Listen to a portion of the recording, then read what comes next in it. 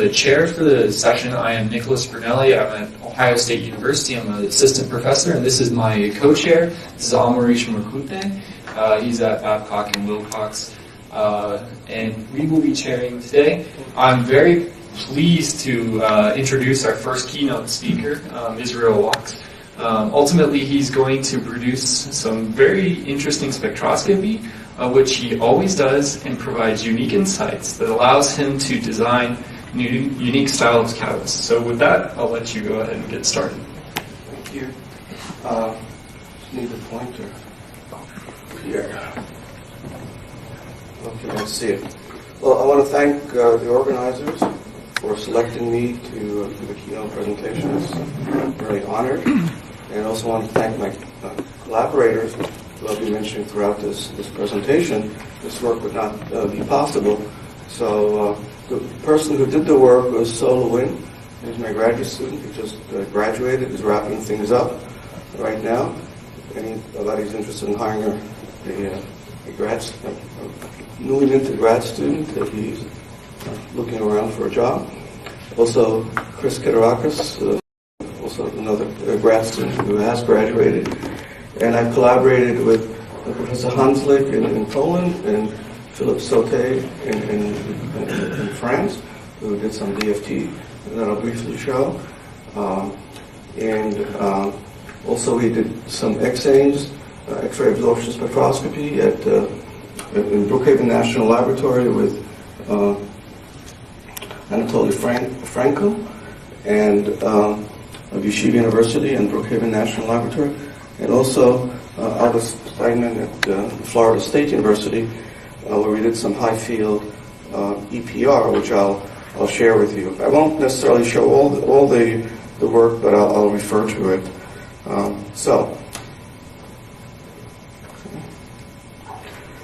Why this topic? Shown here on the left, oops, sorry about that. Shown here on the left is production of propylene. And this is produced by flute cracking, and this is produced by steam cracking of propane. Okay? And this curve up here is the demand. And so you have a gap, and there has been a gap, and it will continue for quite some time until we have new capacity in plants to meet this gap. And so here you can see is how much is missing, and this is the technologies being developed, new technologies, to make up for this shortage in the world of propylene. It's expected to continue to about 2025 currently. And you see that most of this technology here new plants are being built for propane dehydrogenation. And that's this blue, and this sort of bronze, orangey colored is metathesis. And you can see that the metathesis technology, there are dozens of plants being built around the world to meet this shortage. And although the Nobel Prize 10 years ago was given for olefin metathesis, it was for homogeneous olefin metathesis. Okay? And these plants here are large volume, not specialty chemicals, and they're using the supportive metal oxides, heterogeneous catalysts. And this, of course, is the reaction that we're going to be looking at, reacting a molecule, an olefin, and what happens is you transpose both halves of the molecules. In the case of, if you want to make propylene, you run ethylene and butene, 2-butene, to do this. And these are the different transitional metal oxides that can do metathesis. And so far, so far of the heterogeneous, which I'm going to focus on, the supports have been silicon and alumina, and the metal oxides have been tungsten oxides, rubidium oxide, and rhenium oxides. Those are used for high volume, small olefins, non-specialty chemicals which tend to be more homogeneous. And today I will focus on the rhenium oxide catalyst. It's actually one of the most studied, but even though it's the most studied, still, as you see from the literature review, there's still a lot of confusion about this. The molecular structures of the metal oxides that are supported are poorly understood, how they interact with the oxides, the oxidation states of the metal oxides during the reaction. And a big debate in this area is the number of participating metal oxide sites, catalytic active sites. Some people claim that it's on the order of 1%. Others are saying that's 13%. And I'll show you how this measurement is done and comment about this. There's also the initiation mechanism is somewhat unclear. The surface reaction intermediates, and some people report first order kinetics, and some people report second order kinetics. So there's also a conflict in this area. There's a lot of work. The metathesis, open metathesis, was discovered 51 years ago, and so of course in subsequent years in the 70s and 80s, this topic received a lot of attention. But there was almost no in situ studies, and certainly there were no operandum spectroscopy studies during this period. And so for about 20 some years now, 25 years, this area has been pretty quiet. But now, because of the demand, it's taking a lot of interest in this topic. And so there has been no in situ and operandum spectroscopy studies. And what we want to do is approach it from what's called a modern approach, to actually use in situ techniques during the reaction, and to see what is going on and what is the relationship between the structures we see and the performance of the metathesis. Then we want to use this, of course, to design an improved catalyst, to rationally design. So the approach we're going to take is we're going to do in situ and operandum spectroscopy to get at the molecular electronic structures and the kinetics of this reaction. And here are listed the different techniques that we use. The UV-vis, ultraviolet visible spectroscopy, tells us the oxidation states of the rhenium oxide, and also the extent of oligomerization. For example, is it a monomer, a dimer, polymer, or cluster? There's been multiple claims in the literature about the structure. Raman will give us molecular structural information for the rhenium oxides from its vibrations. IR can look at reaction intermediates and surface aluminum hydroxyls to tell us where the rhenium oxide is anchoring to. I won't show you the IR because it's very, very complicated and very difficult to actually break down. All we see is a lot of high bonded propylene on the surface. We tried to do carbon 13 NMR with Christophe Coporet. However, you have a small amount of paramagnetic rhenium under reaction conditions, and it interfered and broadened the signals, and so that didn't resolve it, but we're still going to try to get at this. But anyway, I just want to mention that. We also did in situ X-ray absorption spectroscopy to get at the local structure. Again, the coordinations and so on of the rhenium oxide.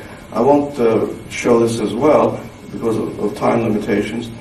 And we also, in collaboration with Professor Hanslick in Poland and Sauté in France, we looked at some DFT calculations to see what we could learn from there. And then to get at the reaction, we did two kinds of kinetic experiments. One was steady state reactions, and we also did temperature programmed surface reaction spectroscopy to get transient information about the kinetics. And we also used isotopes, deuterated molecules. So, to make the catalyst, it's pretty straightforward. It's probably the easiest catalyst to make. It's just pyrenic acid, and you impregnate it base and wetness into the alumina, and you dry it and calcine it, and then you get the rhenium oxide. So the rhenium is +7 when it starts out, and when it's oxidized on the surface, it's still +7. And you get the rhenium content from ICP analysis and also from quantitative hydrogen temperature program reduction. And the reason is, I won't give the answer away, but you'll see why we also did a hydrogen TPR in a while. So the first question is, there's debate in the literature, what is the state of this initial rhenium oxide here? And so here you have, in order to answer this question, there's multiple techniques to answer this question, but the best is actually ultraviolet visible, because we're looking at the optical band gap, and this optical edge energy goes down as the metal oxides oligomerize. And so what I have here is two reference compounds. This is an oligomer of solid Re2O7. And here I have several reference compounds. And so the oligomer has an edge energy of 2.9, and the monomers of rhenium oxide have 4.0 electron volts.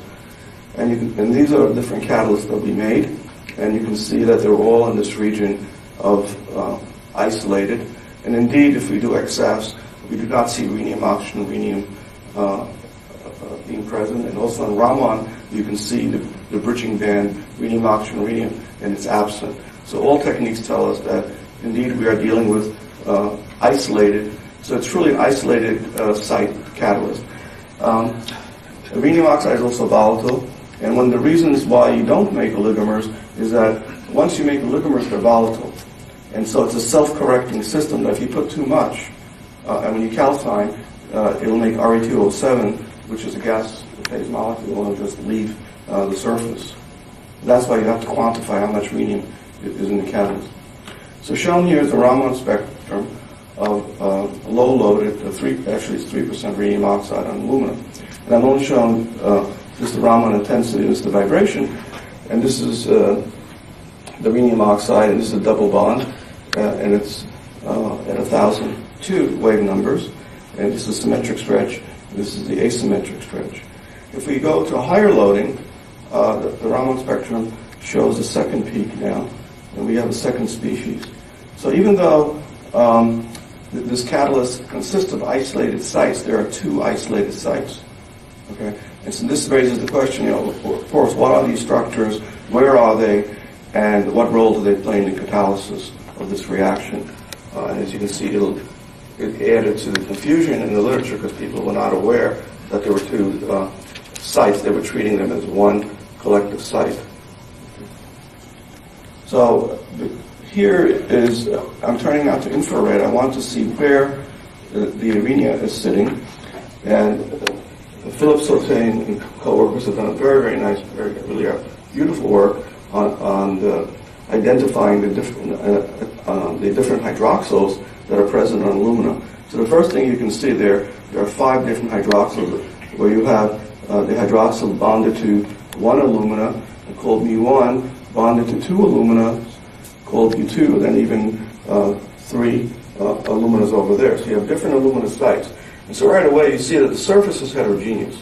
And here on the top is the IR vibrations of the hydroxyl regions, and you can see multiple bands.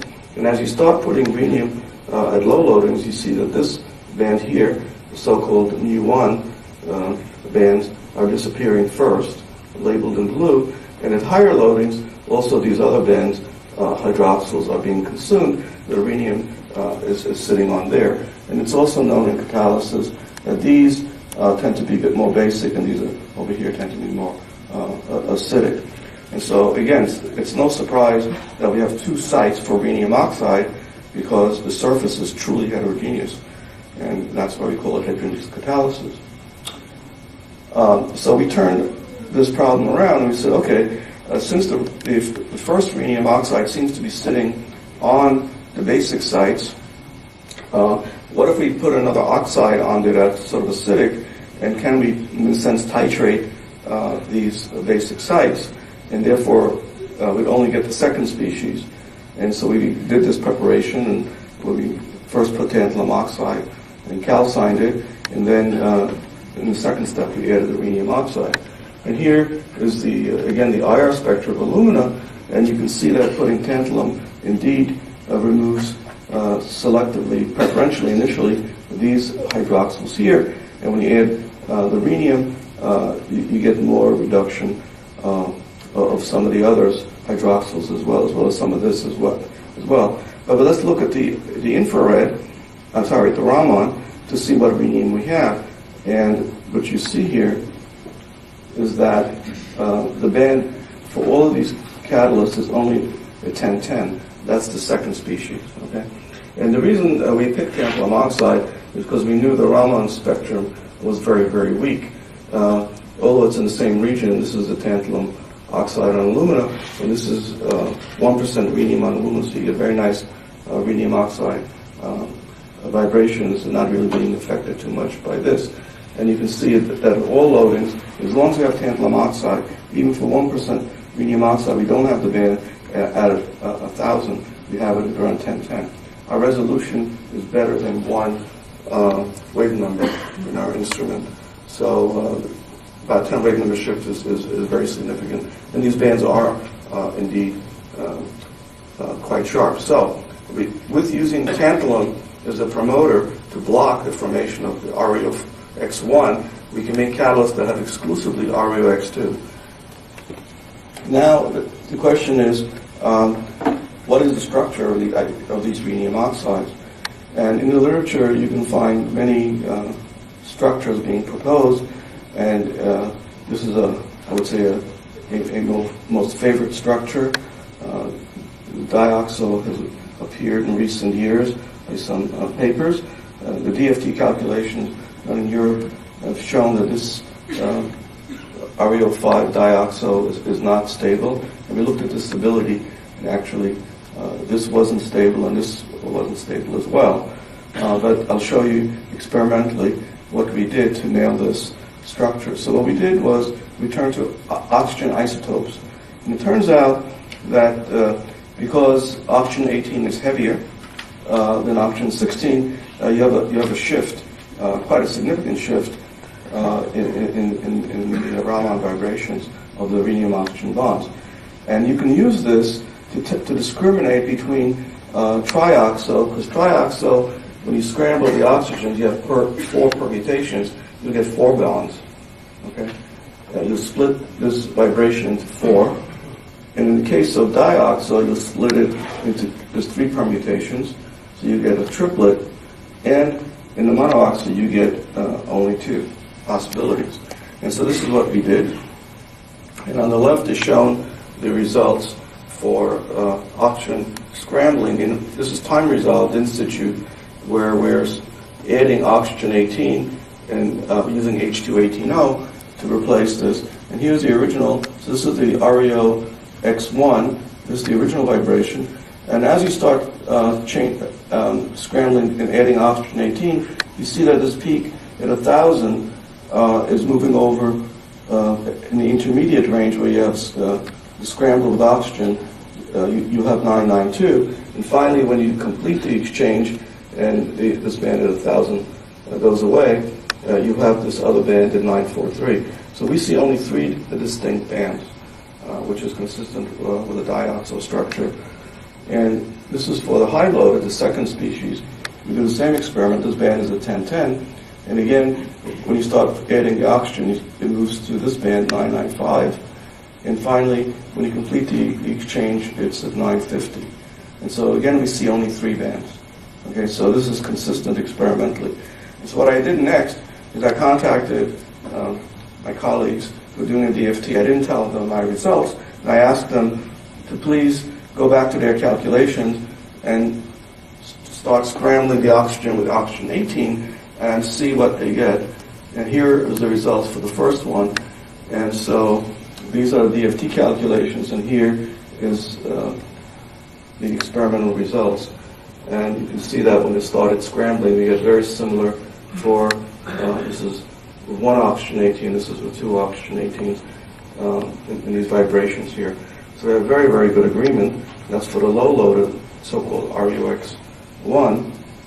And here's the calculations for the high load of the second species, when we use tantalum oxide to make the catalyst with only 1 site, only the second species. And so indeed, we have dioxo species, and it's REO4, as also shown by X-ames in the Raman selection group. Okay. So now we know the structures. Now the next question is, so now that we know what the structures are, what do they do? What do these 2 sites do during when you expose them to propylene? So this is an operando spectroscopy study where we are simultaneously monitoring the catalyst with Raman and monitoring the products online with a mass spec. And what you see here, so I picked this catalyst because it has the two species. The first one and the second one are. And you can see that we introduced propylene. This reaction is reversible. You can go back and forth. And at various times in this talk, I will occasionally do that. And you can see that you're making ethylene and 2-butene as a reaction product. So the reaction really is, we know that it's occurring, and we actually can measure the reaction rates with that information. But if you see here, we allowed the reaction to run for almost 2 hours. We collected the spectra all along, but it was too crowded on the slide to show you, so I just showed you the starting point. And the surprising part is that only the vibration of the second species disappears. The first one is unperturbed. Okay? That's very, very interesting. So the two species are not behaving the same. Okay? They're not responding the same way when exposed to propylene. But to get more information, we turn back to ultraviolet visible spectroscopy. And on the left, I have reference compounds for rhenium +7, +6, +5, +4. And here I show the different spectra. And what you see here, if you run it at lower temperatures, like 70 degrees C, is a little bit of these bands, which are +5. If you raise the temperature to 150, you do the reaction at 150, it's still taking place, but the surface coverage now is very low. And now you see a lot of +5 on the surface. And so the apparently happens, so an oxygen is removed from the rhenium, and the olefins are coordinating to the rhenium, and therefore inserting its electrons in the double bond and to reoxidize the rhenium +5 back to +7. There's also a trace of +6, so there's been an EV vis, and that's why we went down to the magnetic center down in Florida, the National High Frequency Magnetic Center, the DUPR. This is Albert Steigman, collaborated with us, and unfortunately you can only see +6 in EPR, only the paramagnetic species, but rhenium +4 is also paramagnetic.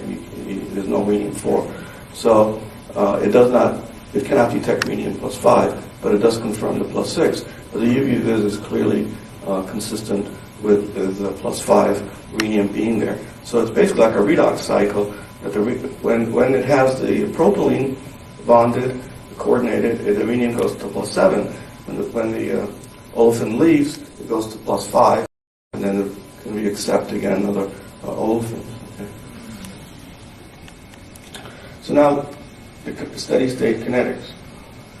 So I plot here the activity in the units of millimoles of product per gram per hour as a function of the rhenium content. And remember that we had the first rhenium at this low loading here. Actually, I could quantify, and that's why I mentioned earlier about the hydrogen TPR. You can actually get two, they don't reduce identically. And you can see that the second rhenium reduces very easily, and the first rhenium it reduces at a higher temperature. And this allows us to quantify how much is the rhenium +1, the ReO41, and it turns out to be 3.2%. And the rest is the ReO2. And notice right away that the first species, which didn't respond in the Raman when we introduced propylene, is not reacting. Okay.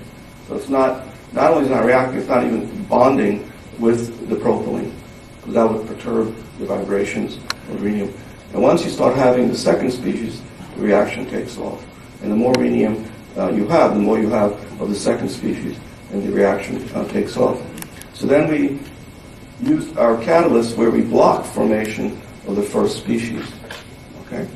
So remember, so this was a case where we used an acidic promoter to block, to titrate the basic hydroxyls and not allow formation of the ReOX1. And right away you see there's an increase in activity, and you can see that all at the same loadings we have a much more active catalyst.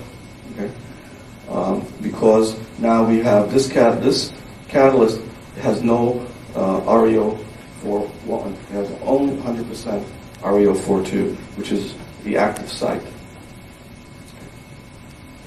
If we move this over to compensate for the fact that we block the REO41, notice that these two curves overlay totally, and you can see that it's stopping, here at, it's stopping, at this point here where you have, we prevented the formation in this region of the REO41, which is about 3.2%. So we were intrigued by this observation, and we looked at other promoters, and we also, the reason we used tantalum oxide, it was just because for the Raman purpose, because it didn't have a Raman signal, and made life very simple for us to look at the rhenium oxide vibrations.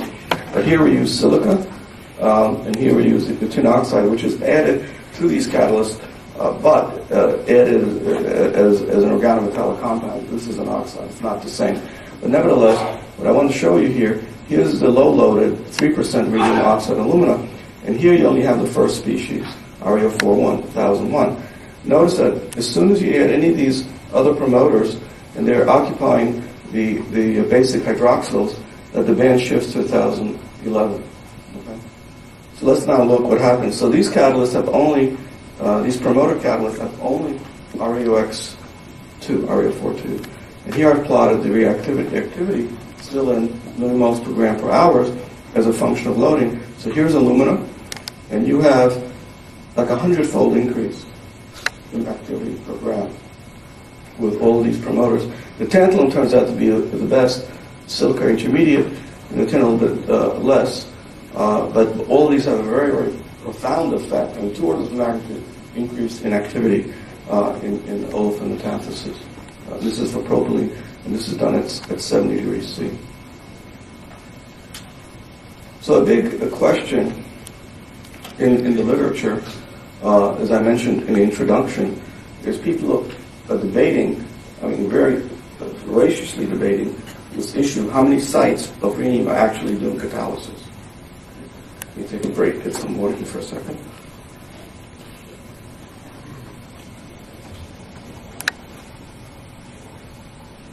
And so the way they do it is they will absorb either propylene or 2-butene on the surface, and which is proposed to create these intermediates, and then they will evacuate for 4 hours, 4 to 6 hours. Okay? Full vacuum on the catalyst. And then they come back and they will titrate these intermediates with either undeuteраted ethylene or deuterated ethylene. So if you titrate this guy here, you add a CH2 and you make propylene, and if you titrate this ethylene with this CH2 intermediate, this carbene, you'll make ethylene. And so in order to discriminate between the ethylene reactant and the ethylene product, they then also use deuterated ethylene. So then they'll get a mixed product. But I was very concerned, that you go back and do a titration after pulling vacuum for several hours. And so I have some problem with this, and we want to reproduce this. And also the issues like partial pressure effects, temperature effects, and promoters are debated, but I won't discuss this because of the limited time. If somebody has a question at the end, I'd be happy to discuss it. Okay, so on the left side, what we do is we're monitoring in real time. We absorb 2-butene, and then we're flowing ethylene. Okay, so we saturate the surface with this intermediate, and supposed to be making the C2 carbenes, and then we come in with this, and this will make 2 propylenes. Okay, and what you see here is a function of time as we introduce the ethylene flow, and you can see that if you switch right away when you saturate the surface to the ethylene, you get a big amount of propylene being formed. But if you wait 30 minutes, 60 minutes, 4 hours, you can see that you're losing the intermediates. And you can also see this in infrared. Okay? So this reaction is reversible. So if you pull vacuum, and you don't have this in the gas phase, you have ethylene, but you don't have the butene, this reaction goes back. and then it's flushed out. So you're making. I don't show here. We also see propylene. This is the propylene. But we also get some butene, but I want to say, coming off here as well when we introduced the ethylene. And we integrated these curves. So first of all, this assumption that the intermediates are frozen for 4 hours in vacuum is an incorrect, and it's basically undercounting the number of sites. And using this very quick switch, we can actually quantify how many intermediates we get. And here, the black curve shows that the number of surface intermediates goes up to about 5% or so. And this is where we have the first species, REO 41, and here where we have the second species also, and it's reasonably leveling out here. And so you can see here, I've taken the ratio of how many propylene molecules we formed and dividing by the rhenium, and you can see that when you have the REO42, the second species, you can get about 8%. If we add tantalum, where we got rid of the REO41, we actually get 10%. Okay, because now all the sites are absorbing. Okay, so we're an order of magnitude greater than the claimed 1%. Okay, but this is still not the end of the story. So by titrating immediately, you get 10 times more intermediates. You don't get sites, you get intermediates, and that's been a misconception in the literature. We have now also, spectroscopy, and we can monitor the intermediates. Intermediates as well, but we can monitor the rhenium. And so here's the catalyst where I use tantalum, and I block the formation of the first one. I only have the second species, which is at 1010. And notice that this band is going away completely. Okay? And so every single REO42 is bonding, exposed and bonding to the olefin, to propylene in this case. And since rhenium is volatile, we reoxidize just to make sure that the signal didn't decrease because we lost rhenium to the volatility. And when you do this, you see that indeed it comes back. And so the answer is titration is just a titration, and there are all kinds of steric hindrances going on the surface. Okay, and even though you're getting a 1 to 10 ratio, all the REO42 are exposed, as shown by this Raman, and all are participating. And so it's the REO41 that's dead, but the REO42 is participating. And now, knowing the number of sites, we can calculate the turnover frequency. Until now, I was giving you the values just in activity per gram. And so here is the unpromoted catalyst, and this is for the first one, the REO41. And you can see, it might need a trace of the active REO42 there, I don't know, below my detection limits, but it has a very, very low activity. And you can see I jump almost 100-fold when I have the tantalum blocking the first site. And these catalysts here were subtracted by 3.2, the rhenium content was subtracted by 3.2% RE41 because that has a very, very low activity. And we wanted just to calculate for the active species. And you can see you get this relationship. And this now is the turnover frequency for the pure, 100% pure active sites. So we've made 100% pure active sites. And you see here it's about 10 to the minus 3. And at higher coverage, it's about 10 to the minus 2. So what's interesting about this, somebody who's been playing around with this stuff for decades, is that this is not flat. The TOF, the turnover frequency, is actually going up. It means there's steric hindrances or something more is going on. And when we plot this at a log,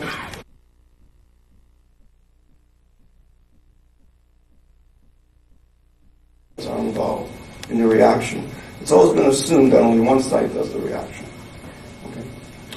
Okay. This gets back to this controversy: is a first order or second order? And if you run the reaction at low temperature, modest temperatures, you get first order kinetics, first order propylene. However, if you raise the temperature, you get almost second order kinetics. So there are two mechanisms operating. I have to point out, most of the work has been done at low temperature, but there are people who've claimed second order, and if you look at their papers, they're operating at elevated temperatures, like 100 C or thereabouts. So that explains that. So to learn more about this reaction, we absorbed undeuteurated propylene and then titrated that with deuterated propylene, and then ramped the temperature. And you can see here, for example, the mixed isotopes. And so you can see that the CD2 fragments from ethylene reacted with the C2 fragments and the C2 carbene as well, fragment. But what surprised me about this is that the peak temperature is the same for all of these. There's a common intermediate involved in all of this. Furthermore, well, I'm not showing you here, if you vary the coverage of these molecules, this peak temperature goes lower and lower. And for those of you that are familiar with temperature probing technique, that's characteristic of second order. So this high temperature olefin metathesis is a second order reaction.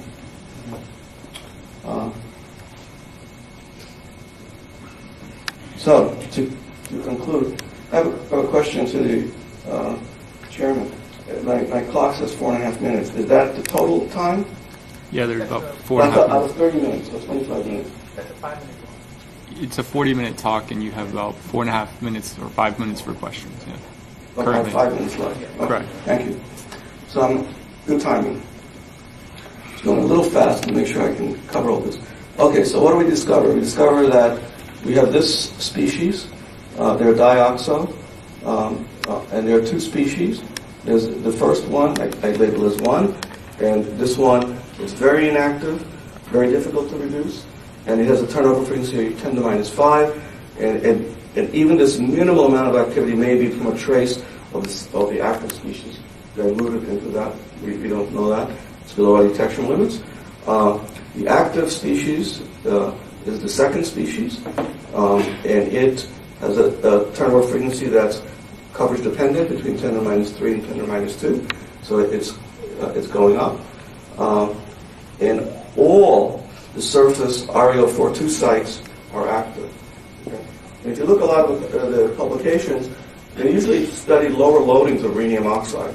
And so they had mostly, another reason why they were getting low numbers for active intermediates, they were looking at catalysts that were basically dominated by inactive rhenium 0401.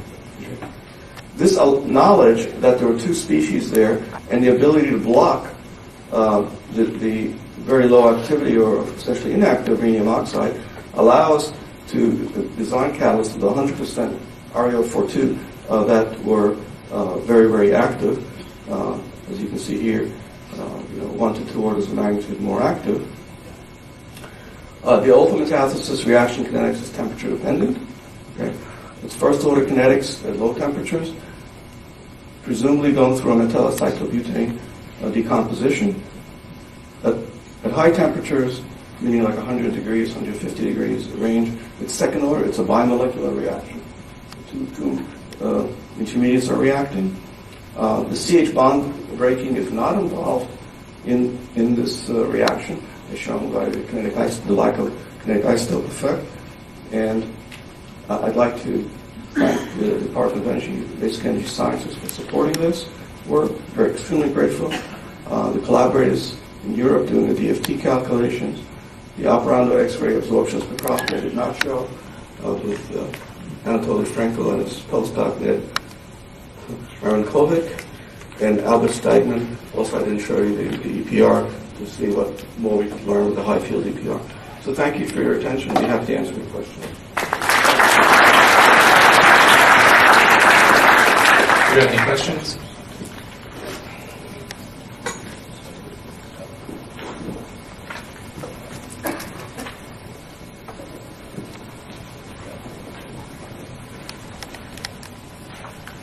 My name is Jimmy Liu from the University of Oklahoma.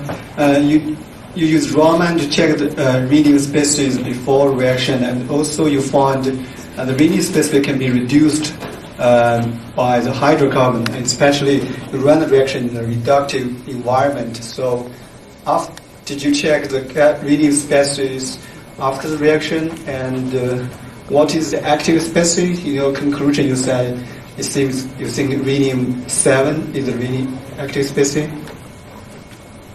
Well, here you can see that even though it's a reducing environment, only the second species is reducing, not the first. And from XFs, hexanes in particularly, and UV vis, we see rhenium +5 being a dominant reduced species. I do not know at this point what that structure is, okay? But it's +5, so I can tell you. We'd have to do theoretical calculations to try to assign this +5. So because rhenium species may be reduced during the reaction, will that cause a deactivation? No, because it goes back and forth. I told you there's absolutely no +4, because you can see the +4 is paramagnetic, and you do not see it in high field EPR. So there's no, it's only rhenium-7 and rhenium-5 going back and forth. Somehow, maybe there's some side reaction, or you get some cracking or something, and you're a trace of rhenium-6. Those are the only 3 species. But the active cycling is between +7 and +5 rhenium. What's the difference between the two sites, the dioxide sites you talked about? They're slightly different. I mean, they're sitting on different sites, and in a sense, the ligands are different. So let me see here. The DFT calculation shows this very nicely. I'm going the wrong way.